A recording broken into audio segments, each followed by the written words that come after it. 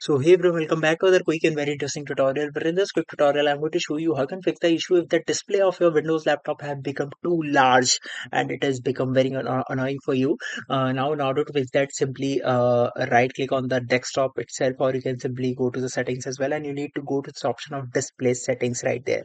Now, once you're in the display settings, here you'll see this option that is just scale that is set to a recommended value, but in your case it might have been not set to the recommended value. That is the reason why you're seeing the large text. So in our case it might be set to 150% or 175%. Now in order to fix that, simply click over there, and I would recommend you to select the recommended value, for example 125%, but if you want lower than that you can easily do that as well. Just simply select 100% and check that if it works for you or not. Alright, so that's it for this tutorial. I hope this video will be helpful for you. Make sure to hit the like button and subscribe button for more such helpful and interesting tutorials.